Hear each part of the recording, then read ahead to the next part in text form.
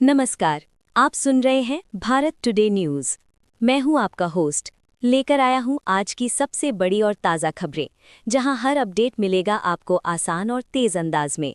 तो चलिए शुरू करते हैं आज की 25 बड़ी खबरें। ईरान इजराइल तनाव बढ़ता जा रहा है। कुवैत के ऑयल हेडक्वार्टर पर ड्रोन हमला हुआ, जिससे आग लग गई। राहत की बात ये रही कि इस घटना में कोई घायल नहीं हुआ। इससे वैश्विक तेल बाजार पर असर पड़ सकता है और तेल की कीमतें बढ़ने की संभावना है। मध्य पूर्व में तनाव के कारण भारत की कई एयरलाइंस ने यात्रियों के लिए एडवाइजरी जारी की है। दुबई सहित कई एयरपोर्ट खुले हैं, लेकिन फ्लाइट शेड्यूल सीमित है।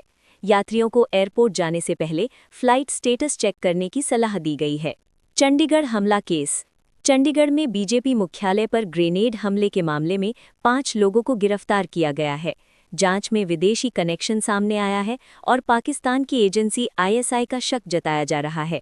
घटना में कोई घायल नहीं हुआ, लेकिन सुरक्षा एजेंसियां सतर्क हैं। पीएम मोदी का कार्यक्रम।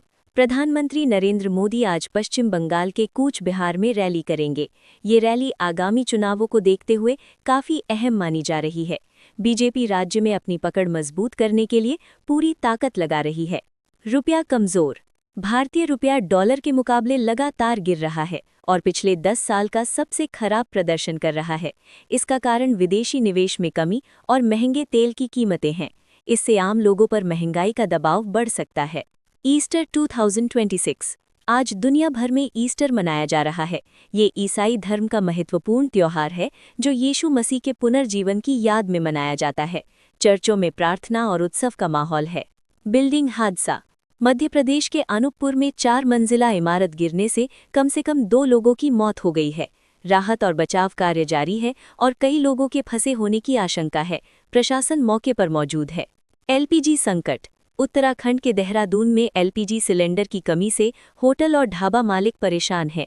कारोबार पर असर पड़ा है और लोग वैकल्पिक व्यवस्था करने को मजबूर हैं। मौसम अपडेट।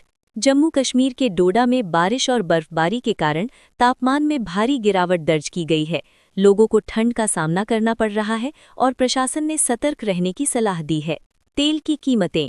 भारत में आज पेट्रोल और डीजल के दाम स्थिर रखे गए हैं, जबकि अंतर्राष्ट्रीय बाजार में तेल की कीमतें बढ़ी हुई हैं। सरकार फिलहाल कीमतों को नियंत्रित रखने की कोशिश कर रही है। Athletics event. जयपुर में आज इंडियन एथलेटिक्स सीरीज 2 का आयोजन हो रहा है। इसमें देश के टॉप खिलाड़ी हिस्सा ले रहे हैं और कई प्रतियोगिताएं आयोजित की जाएंगी। हाउथी हमला दावा। यमन के हूथी विद्रोहियों ने इजराइल के एयरपोर्ट और सैन्य ठिकानों पर मिसाइल और ड्रोन हमला करने का दावा किया है। इससे क्षेत्र में तनाव और बढ़ गया है। पीएम मोदी श्रद्धांजलि। प्रधानमंत्री मोदी ने बाबू जगजीवन राम की जयंती पर उन्हें श्रद्धांजलि दी और उनके योगदान को याद किया। उन्होंने सामाजिक न्याय के लिए उनके प्रयासों की सराहना की। तमिलनाडु राजनीति। तमिलनाडु में चुनावी माहौल गर्म हो गया है। विभिन्न दलों के बीच मुकाबला तेज हो गया है और सर्वे रिपोर्ट में कड़ी टक्कर देखने को मिल रही है। तेलंगाना कार्रवाई। तेलंगाना में अवैध एलपीजी कारोबार के खिलाफ बड़ी कार्रवाई हुई है। हजारों सिलेंडर जब्त किए गए हैं, जिनकी कीमत करोड़ों में बताई जा रही है। रक्षा निर्यात। भारत का रक्षा निर्यात रिकॉर्ड स्तर पर पहुंच गया है। कई देशों ने भारत से हथियार खरीदने में रुचि दिखाई है, जिससे देश की आर्थिक स्थिति मजबूत हो रही है।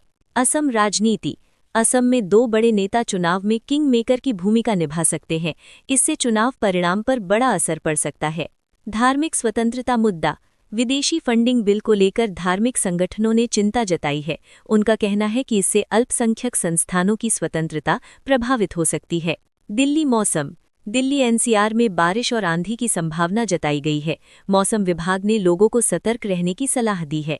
सड़क प्रोजेक्ट। सरकार दिल्ली से गुरुग्राम के बीच सिग्नल फ्री कॉरिडोर बनाने की योजना बना रही है।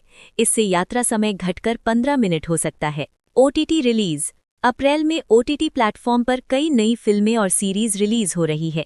खासकर द बॉयज का नया सीजन दर्शकों के बीच काफी चर्चा में है। Anti war protest. इजरायल में युद्ध के खिलाफ प्रदर्शन हुए, जहां लोगों ने अमेरिका और इजरायल की नीतियों का विरोध किया। Sports update. भारत की महिला क्रिकेट टीम अप्रैल में दक्षिण अफ्रीका दौरे पर जाएगी।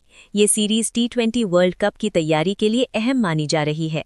Beauty pageant. Femina Miss India 2026 का आयोजन 18 अप्रैल को भुवनेश्वर में होगा। इसमें देश भर से प्रतिभागी हिस्सा लेंगी। एआई और टेक। भारत में एआई सेक्टर तेजी से बढ़ रहा है। हाल ही में आयोजित एआई समिट में कई नए इनोवेशन और टेक्नोलॉजी पर चर्चा हुई, जिससे भविष्य में बड़े बदलाव की उम्मीद है। तो ये थी आज की 25 बड़ी खबरें। ऐसे ही लेटेस्ट अपडेट के लिए जुड़े रहिए भारत टुडे न्यूज़ के साथ। वीडियो पसंद आए तो लाइक, शेयर और चैनल को सब्सक्राइब जरूर करें। धन्यवाद।